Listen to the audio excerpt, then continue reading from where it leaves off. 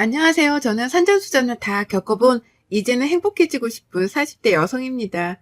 일하면서 직원들과 함께 사연 채널을 참 재밌게 보았는데 직원들이 저의 이야기도 한번 보내보면 어떻겠냐고 하길래 다 퇴근하고 난 사무실에서 저의 이야기를 써내려가고 있습니다. 저와 제 남편은 직원이 20명 정도 되는 회사를 운영 중입니다. 처음부터 직원이 있었던 건 아니고요. 저와 제 남편, 그리고 제 동생, 이렇게 셋만 있었던 사무실에서 노력해 이제는 직원 20명을 벌어먹여 살릴 정도로 커졌는데요. 더 노력해야 하긴 하겠지만 저희는 지금 이것만으로도 충분히 행복하다 생각하며 살고 있습니다. 누가 보면 지금 되게 행복해 보이는데 무슨 고민이 있을까 의아해하실 텐데요. 제 이야기는 지금부터 시작입니다. 저는 평범한 회계 사무실에 다니던 오래된 직원이었습니다. 남편은 IT 계열 회사 쪽에 근무한 직원이었고요. 제 동생은 남편 회사에서 함께 근무한 직원으로 저에게 한 번은 언니 우리 회사에 좋은 과장님 있는데 한번 소개받아 볼래? 과장님이 언니 사진 보고 너무 마음에 든다고 하길래 라고 하였습니다. 저는 동갑이나 한두 살 위로밖에 남자친구가 없었던지라 그때 남편은 저와 무려 5살이나 차이가 나서 사실 조금 망설여지기도 했습니다. 또 동생이 해주는 소개팅이라 왠지 좀 부담되기도 했습니다. 하도 동생이 그 과장님 추천을 하는 바람에 그래 한번 주말에 만나보기나 해야겠다 싶어서 만난 처음 소개팅 자리 사실 별 생각 없이 나왔는데 처음 본 남편의 모습은 영락없이 회사의 과장님 느낌이 났네요. 근데 갑자기 주머니에서 꼬깃꼬깃 꺼낸 종이에 오늘의 데이트 일정을 짜온 걸 저에게 내미셨어요. 그러면서 한다는 말이 오늘 유영 씨가 어떤 것을 좋아할지 몰라 유진 씨한테 열심히 물어서 짜오기는 했는데 마음에 드셨으면 좋겠습니다. 라면 정말 밝은 미소를 지으면서 건네는 그 쪽지에는 정말 제가 좋아하는 음식부터 시작해 제가 걷는 걸 참 좋아했는데 그 걷기 코스까지 다 적어 오셨습니다. 소개팅을 많이 해본 건 아니었지만 그래도 이런 소개팅은 처음이라 시작부터 기분이 참 좋았습니다. 짜온 코스를 함께 즐기면서 지금의 저의 남편은 마음이 참 따뜻하고 저를 많이 웃게 해주는 사람이었습니다. 속으로는 이런 편안함 때문에 다들 연상을 만났나 싶을 정도로 제가 지금까지 만나왔던 사람들과는 굉장히 다른 이미지의 매력을 가지고 있었습니다. 그 뒤로 저희는 동생의 바람과 응원으로 연애를 시작했습니다. 그 연애는 예민했던 저에게 늘 긍정적인 모습을 만들어주는 정말 건강한 연애를 하기 시작했어요. 제가 서운할 것 같은 행동들은 늘 저에게 말을 해주는 남자친구의 모습에 결혼까지 결심하게 되었죠. 제가 남편과 결혼을 결심하고 남편의 프로포즈를 받아들였을 때 그때 남편이 엄청 펑펑 울면서 고맙다고 한 기억이 아직까지도 생생합니다. 결혼하고 나니 전 그때 남편이 왜 자기보다 더 다른 사람을 챙기는 사람이 되었는지 알 것 같았어요.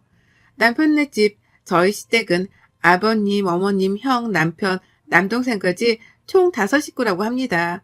저희가 결혼할 때에는 벌써 몇 년 전에 형은 결혼을 한 상태였고 남편 동생이죠. 서방님은 대학교 졸업하자마자 해외에 나가 산 지 굉장히 오래되었다고 하더라고요. 그래서 저희 결혼식 때도 잠깐 왔다가 인사하고 며칠 있다가 다시 가봐야 한다고 했어요. 시댁은 말 그대로 가부장적인 마인드가 강한 분들이셨어요. 첫째 장남을 가장 최고로 생각하시기 때문에 결혼할 때 제가 처음 인사드리러 갔을 때도 굉장히 시큰둥하셨죠. 남자친구는 익숙한지 침묵 속에서 밥을 먹었던 기억이 나요. 남편은 결혼하기 전에 신혼집 얻을 때도 최대한 자기네 집에서 멀리 떨어져 살기를 바란다고 저에게 이야기한 적이 있었거든요. 웬만하면 그러고 싶다고 해서 저희는 신혼집도 일부러까지는 아니지만 시댁에서 멀리 떨어진 곳이었어요. 제가 살아왔던 세상 속에서는 부모님은 누구나 자식을 아낌없이 사랑하는 것이라고 전 알았지만 시댁은 달랐습니다. 나중에 알고 보았더니 서방님이 굉장히 무뚝뚝해서 저는 남편과도 또 아주버님과도 거리가 멀구나 생각했는데 서방님이 남편 결혼할 때 너무 좋아서 눈물이 나는데 울면 쪽팔려서 결혼식 내내 눈물을 참고 있었다고 남편이 이야기해 줬어요. 심지어 남편에게 축의금을 거의 500만 원이나 주고 다시 갔더라고요. 서방님도 시댁에서 거의 내놓은 자식이라 남편이 일찍 취업하면서 서방님 해외에 나가서 자리 잡을 동안 생활비를 보내주었다고 해요. 그래서 굉장히 둘 사이가 각별한데 서방님이 어머님, 아버님이랑 별로 부딪히기 싫어서 정말 형 결혼식만 보고 다시 후다닥 돌아간 것 같았어요. 이 정도면 거의 시댁의 장남사랑은 말 안 해도 아시겠죠? 그 뒤로 저도 시댁과는 대면대면 했던 것 같습니다. 막 그렇다고 해서 도리를 안 한 건 아니었고요. 그냥 명절에는 꼬박꼬박 용돈 드리고 찾아뵙고 생신날 또한 선물이랑 가서 식사하고 그랬어요. 아주버님과 형님은 그때마다 자기네 집 자랑하느라 정신이 없었어요. 그럴 때마다 어머님, 아버님은 우리 장남이 최고다. 우리 장남밖에 없다. 남편이 있는 자리에서도 늘 그런 말씀을 서슴지 않으셨죠. 그러다 남편이 맡고 있는 프로젝트에 큰 문제가 생겨서 소송을 당하게 되었어요. 근데 남편보다 위에 있던 팀장님이 잘못된 문제였는데 회사에서 자기네들은 책임 없다면서 그렇게 말하고 그 팀장님이라는 사람은 무책임하게 사표까지 쓰고 나가서 남편이랑 그 밑에 있던 직원들이 오롯이 그 소송에 맞서야 했고 회사에서 사표 내려고 하는 바람에 거의 반년 가까이 월급 없이 살아가야 했던 상황이었어요. 그때 남편이 저에게 직원들을 그냥 둘 수 없을 것 같다고 자기가 팀장님 대신에 책임져야 할 것 같다고 해. 직원들 월급부터 소송 비용까지 정말 저희가 가지고 있는 돈부터 대출까지 받아 해결해야만 했습니다. 신혼집도 전세였는데 전세 보증금까지 빼야 하는 상황이라 남편이 정말 처음으로 시댁에 가서 부탁했어요. 이번만 도와주시면 다시 직장 잡아서 일하면서 갚을 테니 신혼집 보증금만 좀 도와주라 사정사정 했는데 어머님 아버님이 죽고 먹을래도 돈 없다면서 그런 식으로 나오셨어요. 남편은 자기가 부모님한테 돈 빌려달라는 것 자체가 너무 죄송하다고 그때 한참을 죄책감이 시달렸거든요. 그렇게 보증금 빼고 월세라도 가려고 하던 찰나에 제 여동생이 지금까지 모아둔 돈이라 저희 친정에서 가지고 있던 돈이랑 해서 다행히도 전세 보증금까지 날려버릴 위기는 지났어요. 그렇게 소송은 꽤 오랜 기간 이어져 갔어요. 남편은 그동안 소송에 이겨야 하기 때문에 이리 뛰고 저리 뛰고 하느라 일도 하지 못하고 제가 벌어오는 월급만으로 생활에 늘 빠듯했죠. 그래도 늘 가정을 위해서 열심히 살아온 남편이라 저도 함께 남편과 그 직원들이 꼭 승소하기를 바랬습니다. 그러다 어느 날 남편이 술에 잔뜩 취해와서 저를 보고 한참을 꺼이꺼이 울더라고요. 무슨 일인지 물어봐도 아무런 대답도 없이 울기만 하는 남편을 보고 말없이 안아주었고 남편은 그런 저를 보며 너무 미안하고 미안해서 할 말이 없다는 말만 되풀이하였습니다. 며칠 뒤에 알게 된 소식에 저도 남편이 왜 그때 그렇게 울었는지 이유를 알았습니다. 그 이유는 남편이 저희 집 전세보증금이 넘어가려던 찰나에 시댁에 도움을 요청했는데 돈이 없다고 못 빌려주신다고 하셨던 시부모님은 알고 보았더니 아주버님이랑 형님이 둘 다 성형외과 의사인데 정말 좋은 자리에 개원하고 싶어서 시댁에서 대출이랑 있는 돈까지 해서 다 탈탈 털어서 주셨더라고요. 그래서 남편에게 돈 없다고 이야기한 거고요. 솔직히 병원 있는데 더 좋은 자리 하고 싶다고 시부모님께 형님이랑 아주버님이 얘기한 거겠죠. 저도 그 사실을 알게 돼서는 더 이상 시부모님을 볼 자신이 없었습니다. 돈을 안 빌려줘서가 아니라 같은 자식인데 집까지 넘어가려고 해 부탁하러 온 자식에게 너는 부모를 돈으로밖에 안 보냐면서 정말 처음 한 부탁인데 엄청 뭐라고 하셨나 봐요. 근데 아주버님한테는 장남이 잘 돼야 한다면서 빌려주신 거겠죠. 남편이 정말 너무 불쌍했어요. 그 이야기를 듣고선 더 이상 시댁과 연은 이어갈 수 없었고 살던 집에 보증금을 빼고 월세를 돌리면서 남편에게 이야기했어요. 여보 정말 능력 있는 사람이니 이제 그만 소송에 매달리고 차라리 조그마한 회사 차려보는 건 어떻겠어? 라고 보증금을 모조리 남편에게 주었습니다. 여동생이랑 친정 부모님에게는 미리 이야기를 했고요. 남편은 자신이 없다고 했지만 IT 쪽으로는 정말 유능한 사람이었기에 처음에는 힘들더라도 꼭 성공할 거라고 이야기해 주었습니다. 처음에는 작은 오피스텔에 있는 곳에서 시작했어요. 정말 감사하게도 여동생이 남편 밑으로 와서 함께 일하고 싶다고 했고 저도 다니던 회사를 그만두고 셋이 그렇게 조그마한 IT 쪽 회사를 차렸습니다. 남편이 하던 일은 앱 개발 쪽과 마케팅 쪽으로 분야를 잡아 시작했고 저는 회계를 오래 해서 그쪽으로 셋이 처음부터 시작했어요. 처음 몇 달은 처음 시작하는 회사라 아예 돈을 못 벌었던 적도 있고요. 정말 사무실 월세만 내느라 한 달 내내 컵라면을 먹었던 적도 있었습니다. 그렇게 정말 괜히 욕심부려 회사를 차린 걸까라는 생각이 들 때쯤 남편이 도와주었던 직원들이 저희 쪽에서 같이 일하고 싶다고 하더라고요. 월급을 지금 못 주는 상황이어서 함께 일할 수 없을 것 같다고 남편이 이야기했지만 그때 도움을 많이 받고 지금도 받고 있으니 괜찮다고 함께 일하고 싶다고 해줬습니다. 그때 참 많이 울었던 기억이 새록새록 나네요. 그렇게 저희는 3명에서 6명으로 늘었고 그러다 오랫동안 싸워서 소송에서 이겨서 돈도 다 받을 수 있어 이제야 좀 어려웠던 인생이 풀리는 것만 같았죠. 직원들이 들어오고 열심히 하다 보니 어느 순간 3명이었던 때에서 6명으로 늘어나고 6명에서 10명으로 늘어나고 10명에서 12명, 14명 그러다 지금의 회사가 만들어지게 되었습니다. 원룸 오피스텔에서 시작했던 사무실은 이제 백평대의 사무실을 써야 할 만큼 커졌습니다. 그러다 남편은 이번에 신축으로 지어지는 5층짜리 건물을 매입해서 사무실과 또 다른 사업으로 나아가고 싶다고 했고 저희는 5층짜리 건물을 매입해 지금은 월세 없이 저희 건물에서 사무실을 차렸네요. 그렇게 월세 살던 저희는 전세에서 지금은 저희 집이 생겼습니다. 큰 집은 아니더라도 더 이상 이사갈 필요도 없고 더 이상 라면을 먹고 전기가 끊길 일도 없고 수도가 끊길 일도 없어 따뜻한 집에 들어가 쉴 수 있다는 게 이렇게 행복한지 처음 알았습니다. 남편은 돈을 벌고 나서 가장 처음 한 일이 저희 부모님이 주신 돈을 이자까지 두둑이 드리면서 정말 감사했다고 저희 부모님 앞에서 펑펑 울었어요. 여동생에게도 빌려주었던 돈과 지금까지 고생했다는 말과 함께 자기가 힘들었던 시기에 도와줬던 모든 사람들에게 감사하다는 말을 직접 하였습니다. 서방님 또한 저희가 힘들었을 때 자기도 타지 생활하느라 힘들었을 때인데 매달마다 생활비를 저희에게 주었어요. 주지 말라고 괜찮다고 했는데도 버는 족족 저희에게 늘 도움이 되고 싶다고 하며 돈을 보내왔습니다. 그렇게 몇 달 전에는 남편과 정말 처음으로 결혼하고 나서 한 7년 만에 해외로 여행을 갔다 왔어요. 오랜만에 본 서방님과 남편은 서로 눈물을 그렁그렁 맺힌 채 서로 고생했다 말하며 지금까지 서방님이 보내주신 생활비와 보태 네가 꼭 필요할 때 썼으면 한다고 하고 말없이 공항으로 왔었네요. 그냥 주면 절대 안 받을 것 같아 통장에 넣어서 남편이 건네주고 싶었다고요. 그렇게 저희는 악착같이 열심히 살았습니다. 그날따라 왠지 꿈자리가 뒤숭숭했거든요. 근데 아니나 다를까 핸드폰에 시어머니 번호가 뜨더군요. 거의 5년 만에 전화를 하신 것 같았어요. 남편은 핸드폰 번호를 바꾸었으니 저한테 하신 것 같은데 받을까 말까 고민을 하다가 두 분 다 나이도 있는지라 혹시 몰라 전화를 받았습니다. 여보세요? 예, 미안하다. 네, 어머님 오랜만이에요. 잘 지내셨죠?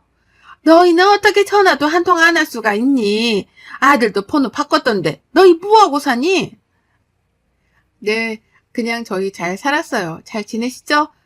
아픈 곳은 없으시고요. 아픈 곳이 왜 없니? 이곳저곳 아픈 곳 천지다. 네, 연락 못 드려 죄송해요. 아주버님이랑 형님은 잘 지내시죠? 걔네 말도 하지 말아라. 하면서 어머님이 말을 꺼내는데 아주버님이랑 형님이랑 무리하게 병원을 개원하고 나서 바로 코로나가 터지는 바람에 병원이 망했나 봐요. 주변에 성형외과도 많은데 둘 다 실력이 없던 건지 소문이 잘못 나고 코로나 때문에 손님이 더 끊겨서 폐업을 하고 지금 둘 다 페이닥터로 산다고요. 근데 거의 폐업 수준이라 마이너스로 지금 살고 계시나 봐요. 그 이야기를 듣는데 좀 통쾌했습니다. 그래서 안타깝다고 말하고 말을 아끼고 전화를 끊었어요. 남편에게 어머님께 전화 온 걸 이야기해야 하나 말아야 하나 싶었다가 굳이 말해서 좋을 건 없을 것 같아 그냥 말 안 하기로 마음 먹었습니다. 며칠 뒤 저희 사무실로 주소도 알려주지 않았는데 아주버님이 찾아온 거예요. 남편은 거래처에 가느라 자리를 비워 제가 대신 나갔습니다. 재수씨, 아니 이렇게 잘 살면서 어떻게 싹 입 닫고 사셨어요? 무슨 말씀이세요, 아주버님. 저희 정말 힘들게 살았고 이제 좀 잘 풀려서 지내는 것뿐이에요. 어떻게 알고 찾아오셨어요? 아니 그 새끼가 전화번호도 바꾸고 그러니 제가 찾아와 보니 여기 회사 차렸다고 그래서 왔더니 회사가 뭐 으리으리하네요. 나랑 와이프 지금 오피스텔 원룸 살아요, 재수씨. 네, 어머님께 들었어요. 근데 오신 용건이 있으신 거예요? 가족끼리 용건이 어딨어요. 그냥 온 거지 뭐. 근데 재수씨 얼굴 진짜 폈네요. 지금 업무 시간이고 그이는 거래처 가서 오늘 늦게 들어올 예정이라 번호 남겨주시면 그이 보고 전화 드리라고 할게요. 라고 하고 돌려보냈습니다. 남편에게 시어머니랑 형이 찾아온 이야기까지 하니 인상이 찌푸려지면서 다시 오면 그냥 돌려보내라고 하더라고요. 그러고 나서 며칠 뒤에 시어머니가 또 사무실로 찾아온 거예요. 너희가 이렇게 성공할 줄 몰랐다. 도대체 이게 몇 평이냐? 직원들은 몇 명이고? 말씀하시는데 뒤에 붙은 말이 저는 참 마음이 아팠습니다. 내가 둘째 잘 될 거라 알아봤어. 내가 걔 낳을 때 진짜 죽는 줄 알고 낳았는데 장명소에서 둘째가 나중에 태생할 거라고 했는데 정말 그 장명소 말이 딱 맞았네. 우리 아들이 이렇게 큰 회사 사장님이라니. 어머님, 저희 큰 회사 아니고 그냥 작은 회사예요. 그리고 저희 업무 시간인데 자꾸 찾아오시면 곤란하고요. 그이가 가족들 안 보고 싶어 하니 앞으로는 그이랑 이야기하고 오셨으면 좋겠어요. 내가 내 아들 보겠다는데 네가 무슨 상관이냐. 작은 애 올 때까지 기다릴 테니 그런 줄 알아라. 몇 시간이 돼도 꼼짝을 안 하셔서 결국 남편에게 전화를 했고 더 이상 피할 수 없었던 남편은 모시고 나오라고 해 셋이 카페에서 만났습니다. 왜 오셨어요? 너 엄마한테 어떻게 전화 한 번 안 하냐? 아들놈의 새끼 키워봤자 소용이 없어. 아니 그런 말씀 마시고요. 왜 오셨냐니까요? 아들 보러 왔는데 뭔 이유가 있어야 되냐? 그럼 없으시면 앞으로 찾아오지 마셨으면 좋겠습니다. 여기 엄연히 회사 있고 형이랑 지금 번갈아 가면서 찾아왔던데 그러지 마세요. 제발 좀. 내가 뭘 했다고 그러냐? 그냥 네 얼굴 보고 싶어 온 거지. 네, 얼굴 보셨으면 이제 가세요. 라고 일어나려는 순간 어머님은 아니나 다를까 돈 이야기를 꺼내시더라고요. 둘째야, 너 형이랑 형수랑 둘 다 지금 원룸 산다. 네가 너네 회사에 좀 자리를 알아봐 주던가 개원하게 네가 돈 좀 빌려주면 어떻겠냐 하는 거예요. 갑자기 남편이 그 이야기를 듣더니 먹던 물을 쾅 내려놓으면서 엄마, 이게 무슨 말이에요? 돈이요? 무슨 돈이요? 내가 왜 형한테 돈을 빌려주고 자리를 왜 줘요? 아니, 가족이 어려우면 함께 돕고 사는 거지. 네가 이렇게 잘 살면 형 좀 도와주고 하면 좋지 않겠냐? 그럼 너도 나중에 도움받고 하니. 무슨 도움이요? 저는 도움받고 싶지도 도움을 요청할 일도 없으니 그런 말씀하실 거면 더 이상 찾아오지 마세요. 저 회사에 다 투자하느라 돈 CR도 없으니까요. 먼저 일어납니다. 하고 남편은 나가버리고 저도 인사를 꾹꾹 하고 나왔어요. 오랜만에 만난 아들 앞에서 또 자기 첫째 아들 돈 빌려달라고 하는 어머님을 보니 그동안 잊고 살았던 감정들이 떠올랐습니다. 남편도 그렇게 말했으니 더 이상 찾아오지 않겠다 싶었는데 갑자기 부동산에서 전화가 오는 거예요. 사모님, 지금 4층에 자리 보러 오신다는데 보여드릴까요? 아, 네네. 제가 지금 외근에 나와 있어서 보여주세요. 하고 전화를 끊었습니다. 그렇게 이야기를 하고 저녁을 먹고 있는데 부동산에서 거기가 마음에 든다고 내일 다시 한번 뵙자고 하시는데 괜찮냐고요. 그래서 괜찮다고 내일 약속을 잡고 해당 부동산으로 가는데 저는 거기에 앉아있는 분들을 보고 경악을 금치 못했습니다. 바로 그분들은 시어머니와 아주버님, 형님 셋이 나란히 앉아있는 거예요. 그래서 제가 너무 놀라 무슨 일이냐고 물어보니 갑자기 셋 다 웃으면서 여기 니네 건물이라면서 니네 정말 성공했구나.